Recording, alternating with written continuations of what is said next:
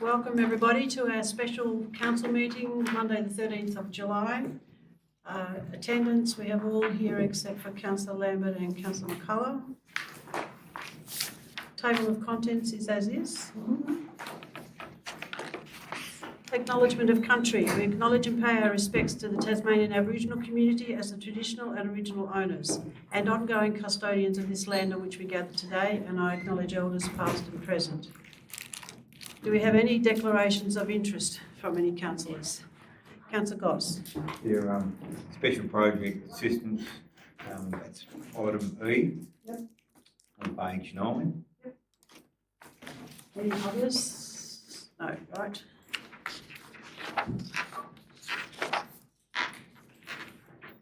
Municipal budget 5.1. We have a recommendation there that council receive the 26-27 annual budget and budget summary, including the budget, financial report, project and activity budget detail, council works program, fees and charges schedule, rates and charges policy, financial management and strategy and long-term financial plan, and that we approve and adopt the annual plan and the budget summary, and we approve and adopt the 26-27 rates and charges pursuant to section 86B of the Local Government Act.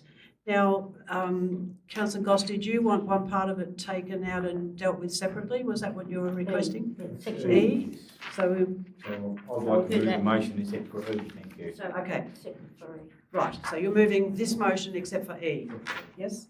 Do we have a seconder? This motion? This motion here, except for the special projects. Yes, Councillor Goss, Councillor Andrews. Councillor Goss, do you wish to speak to it? Yeah, it's really good to see the officer came back with a really positive result from last meeting. We've made some changes to the budget, which I think are very sound and very sensible. And they do give us some relief for our ratepayers. I think that in our community we have a lot of people that are really struggling at the moment, and any kind of help we can give them, I think that's really important. The other thing also was about the best thing about what we did, we actually took some costs out, so we've made some reductions, which was really good, and that's the thing we're going to look at in the future. I think it's really important we do that. Reduction, see what we can do, and see if we can make those adjustments. I did have a couple of questions about the budget. I don't know if I can ask those now. I seem to ask a lot of questions about the budget over the last 4 or 5 meetings, but I've got a few more over here. I just wondered about the Longford Memorial Hall. There was $72,000 maintenance on that hall. I just wondered about that figure, because that was just a really quite a new build. I wonder where the maintenance company. I'll just hold that question for a moment. Also the Ash Centre at Avoca, we've got $23,000 in the budget for that, and we've got another plan for the Ash Centre, so I just wonder whether that money needs to be in there for the Ash Centre. I'm not sure about that. Something else to look into was in the waste part, page 71. Concrete waste, we only charge $130 a tonne for that. Normal general waste, we charge $240 a tonne. I know that we have to process the concrete waste, we have to crunch it up to small. We can use the waste afterwards, but it must cost us a lot of money to crunch it up. I just wonder if that $130 is full cost recovery for that part there. The other question I had was about in the building and plumbing section on page 72 and 73. Let's get over those pages. There was a lot of there were some increases in the fees, which is really good to see some increases in the fees, because I have been proactive in trying to get us to increase some of the fees across our municipality. But in those fees on those charges for 2026 and 2027, there's a lot of figures on there which were money this financial year, but they've got zero on them next financial year. I just wonder, there's probably about, I reckon there's about 15 or 20 ones that got zero next to them. I just wonder how come we're cutting out those fees, why they're back at zero. I'm not going to pick on anyone, but maybe Ms. Bricknell could comment on that. The next thing I wanted to talk about was the capital works. Just about, we've got 3 new toilets in the budget.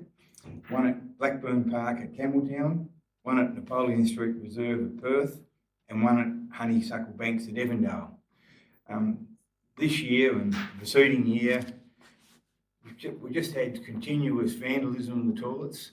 I'm reluctant to, I'm quite happy to go through the budget, but before we build these toilets, we need to make sure that they're totally indestructible, and that people can't set fire to them with burning them. If we can't have something like that, I don't think we should be building them, because every week, every month we come to council, we see that the amounts of cost it's costing us for some of the toilets, and not just in, I'm not picking on Campbelltown or Perth or Evandale, you know, it's all right across the whole municipality. The toilets that we've been building are too easily vandalised, and they're running into tens of thousands of dollars every year. And I think that's something we need to look at. I think that's probably important. So before we do start turning a shovel on those projects for those toilets, I think we do need to have a really good plan for what kind we're going to build. We need to have some kind of plan about if they get vandalism, what we're going to do about them. You know, I just think that we need to do something, and maybe some of the toilets in the municipality which are vandalised all the time, maybe they need to be closed permanently. Other question I did have about fees also, which I meant to ask the question a minute ago when I was talking about fees, was that the Ross swimming pool fees are much cheaper than Cressy and Campbelltown. I just wonder why we haven't got equity across the 3 pools, why they're not all the same. Either we need to bring Cressy and Campbelltown down, so the same as Ross, or we need to increase Ross's up a bit so they're the same as that. I just think not having them equal across the whole municipality is a little bit unfair. The other question I had was regarding the 10-year budget on the back page over here. The bit on the back page that I noticed in there was that the charges. We've got the 10-year budget, and the rates are going to increase it for 4.25% for the next 10 years, which is that's probably that's okay. But on the charges, we haven't got any increase for the charges. From last year to this year, we've got about 600,000 increase in charges, which is that's good. But for the next 10 years, no increase in charges. Now, I just wondered how our 10-year plan hasn't got any increase in the charges, and they probably should have something on there, but maybe please answer those questions. Sorry to ask so many questions. Yeah. Well, I'll start off with the concrete crushing at the Longford Waste Transfer Station, and that cost is estimated to be cost recovery. Obviously, we use the byproduct of the concrete crushing. We've used that to build the new steel wall for the steel bins this year, which has saved council a lot of money, and obviously that price is a lot lower than the price for general waste, which we transfer to Launceston, and we use the same rate that we charge when we get to the gate at Launceston. So at the moment I think it's $202 a tonne, but going up to $240 a tonne at 1 January. So so hopefully yes, we're funding the crushing cost of the concrete rubble, and we're using it where we can ourselves. Could I ask Ms. Brickman just a second question on that one? I looked at the Launceston City Council rates for concrete. They're much more expensive than we are. I'm a bit concerned that they're going to bring the concrete to Longford and not take them to the nearest tip, which is probably in the city. So that's something that does concern me, and that's something I'd like to just take that point on notice. Thank you. Yep, no, that's good. The building fees, there is some zero cost this year because we have reviewed our building fees, and instead of people having to pay 5 or 6 different fees, they've all been amalgamated into one fee, but one fee is a lot higher, so that's the reason for that one. Thank you. The toilets, we are looking at new ways or different ways of building our public toilets. They're basically concrete and stainless steel. We are removing as we can, we're removing all the vinyl floors and trying to make them as vandal-proof as possible. The Ross pool fees, the Ross swimming pool is the only pool that's actually still run by a committee, and that committee subsidises the fees by raising funds in the town and providing the pool at a cheaper cost than the Cressy and Campbelltown one that council run. And the long-term financial plan, yes, you will notice that the fees are not increased over the 10 years, but that's because a long-term financial plan is based on with no indexation. So all the costs in that long-term financial plan are not indexed, and that's a standard process for long-term financial plans. I was asking again, just a clarifying question on that. So there, where the rates increase here every year of about nearly $1 million each year. Yes. That's not quite a lot, but roughly. Yeah, that's for increases above CPI or for development within the municipal area. So that gets increased by CPI. No, it doesn't get increased by CPI. It only gets increased by development. So if you get more houses or more subdivisions, or if we increase the rate over and above CPI. And in the long-term financial plan, we're recommending that we increase it over and above CPI by at least 1%. Thank you. He asked about the Longford Hall maintenance.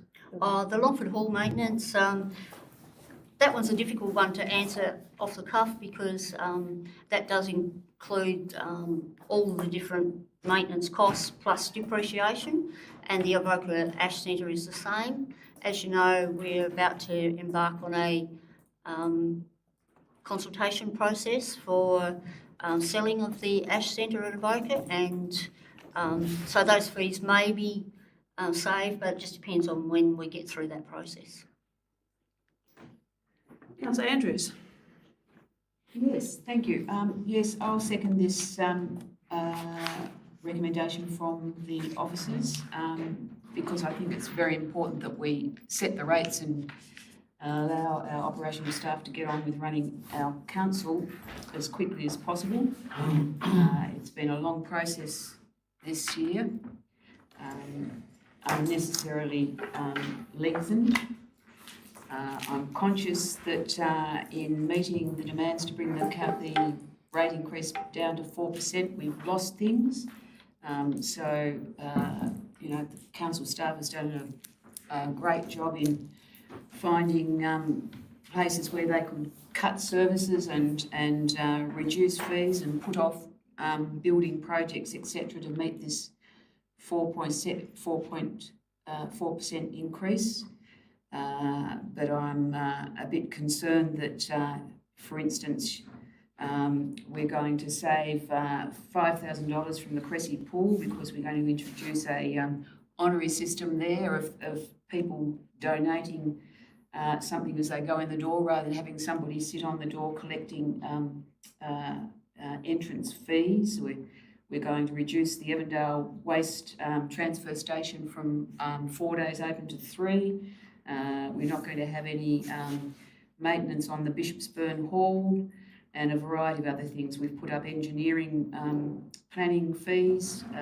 So a lot of things are going to be cut to meet that demand of a 4% increase, which is concerning. I'm also concerned that in the atmosphere of this budget that hopefully we're going to agree to finally, that the Evandale Medical Centre extension is still in there. I think in these straitened times, we probably should be reviewing that decision, especially considering that we haven't been able to come to an agreement with the people that want the extension. I think that should be set aside for the time being. when we talk about this budget that hopefully we're about to pass. But as I said, it's important that we get over this hump that we've got ourselves to and get this budget passed and let the council get on with operating for the next 12 months. Any further discussion, Councillor Archer? Yes, look, I struggle to see how we've got to this situation where we have to have a special general meeting for the budget. I remember saying at a workshop earlier on in May, I think, that basically the last thing I wanted was this kind of process where we've had 2 workshops, I think at least 2 meetings, and yet here we are still haven't passed the budget. And what it's come to is that right at the end, at the last meeting, everyone throws in a figure of what they want the budget to be. 4%, 4.5%, 4.9%. In the email trail in the last couple of months, the acting general manager said that the budget was going to come through with about a 5.1% increase in rates, which he delivered at June 29th meeting. For example, Councillor McCullough said he wanted 4.9. So basically, the process is done. No one else commented before that meeting about what they wanted. We get to the meeting, Councillor McCullough moves 4%. Now, come on.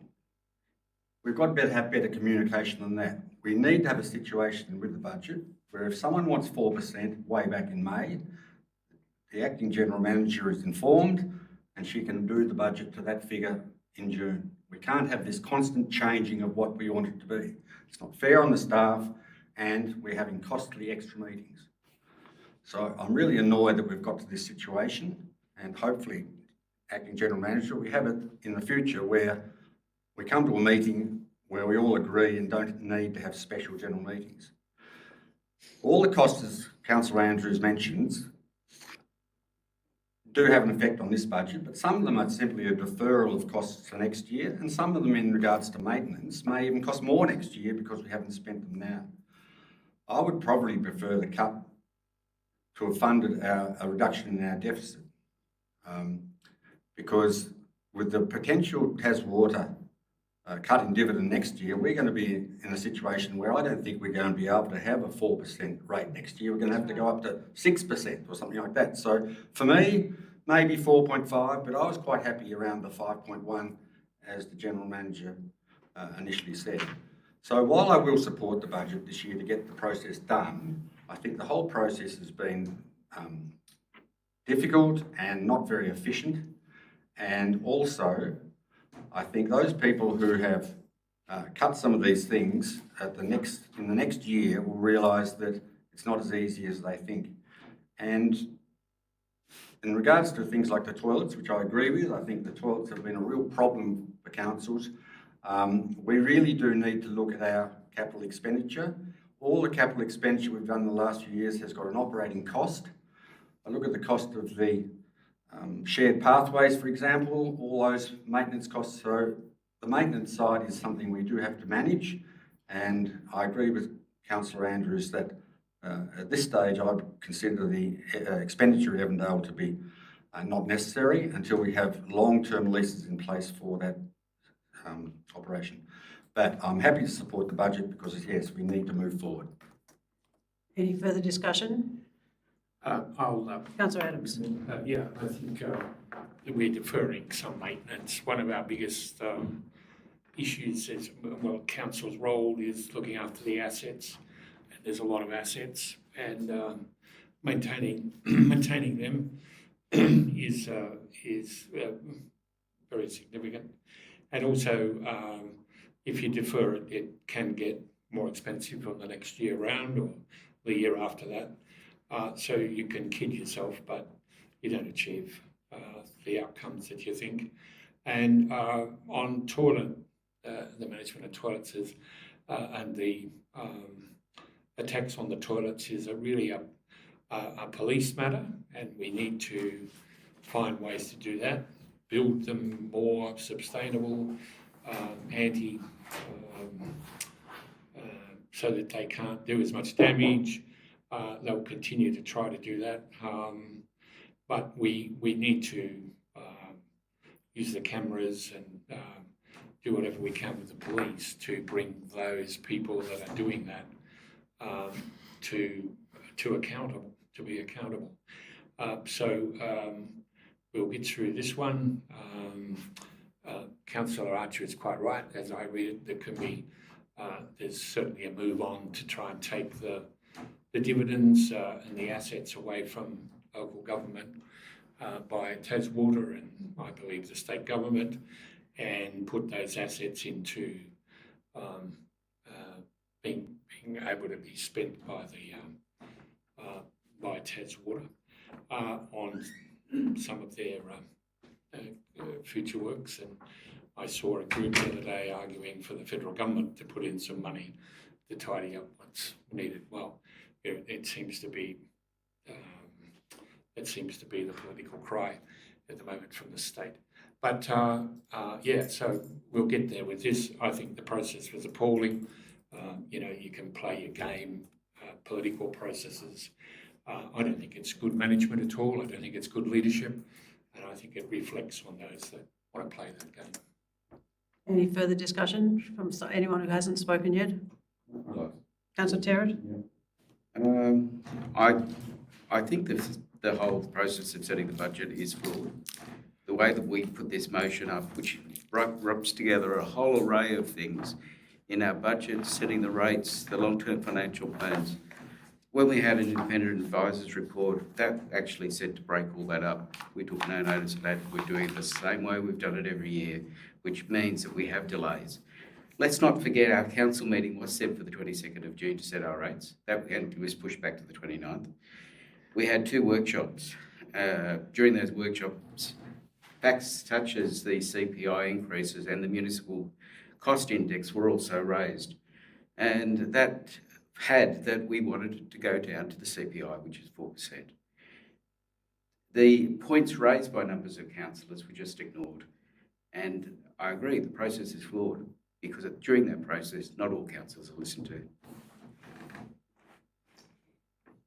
Only one councillor hasn't spoken. Do you wish to speak?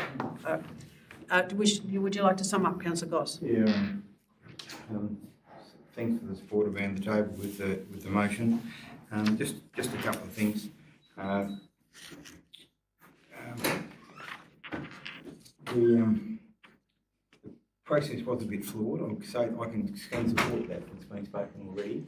But I just want to highlight on one thing, is that in the past, every other budget we've been given to process, when we're given all the details, all the fine individual items. This time, we weren't given that. We had 2 meetings and we didn't even get the information to after that. We only got that when I rang up on the Friday and said, where's the fine detail for a report? And then the acting gentleman just sent it out to us. So it was very hard to make some decisions about things when we didn't have the detail. I did listen to one councillor last meeting and they mentioned about that no one said anything about some of the things. We couldn't say anything because I didn't have the detail. And that was one problem. And I would like to see that in the future, that not to happen again, but right from the start, all those line items are put on the table so people can actually see those. A lot of questions I couldn't ask until right to the last meeting because I didn't have the line items on the budget. Anyway, that's the matter for me. We did get them, and thank you for the officers for getting that to me. Some of the things I just want to mention just about the pools. It's only been the last 18 months, or it might be 2 years, 2 seasons, that Cressy Pool's always collected the money at the gate. The last 2 years, Cressy Pool, every council's employed someone to sit out there and collect the money. When I do think that process of the committees collecting the money could work for, I don't know how long they've been operational for like that, probably 16 years. They've been working that quite okay, and then it was taken off them a couple of years ago. And I think that's something that could be reinstated, and that would it'd give them a more ownership in the job, and would also give them a chance to save some money for council as well. We have spoken about the other pools, like Campbelltown hasn't got a committee, and that's something I think council need to really look at, see if they can get a committee at Campbelltown to work well in the pools. Because I do think we can reduce that operating cost of $417,000 across 3 pools. I do think we can reduce that if we get the committees on board helping out council and where they can save money. I'm looking forward to working through the rest of this process, and we'll see the budget in action up until the next change of council. So I'm looking forward to that. So let's just hope that we don't have too many blowouts with the way things are going around the world, but I'm sure things will be very, very, very, very stable, I reckon, as it has been just recently. Thank you. Thank you. All right, I'm going to put that recommendation for all the items in the budget except for E. Does stay here, councillor Goss? I'll put that recommendation. All those in favour? Aye. Against? Carried. Is it only one item in the E? Yes, so pick out the item and then Oh, you no, only... we'll go out from the whole lot. Okay, Yeah, that's your I think choice. it's easy to get right. All right, that's fine. Okay, so we need to look at item E. Whoops. That's right. Oh, not too far. E, okay. The council approve and adopt the special project assistance and festivals, events and promotions allocations as detailed in Appendix G to the 26-27 annual plan and budget summary. I have a mover and a seconder to pass them. Councillor Archer. And a seconder, please. Councillor Terrett. Councillor Archer, do you wish to discuss any of that? Oh, no, I'm happy with that assistance.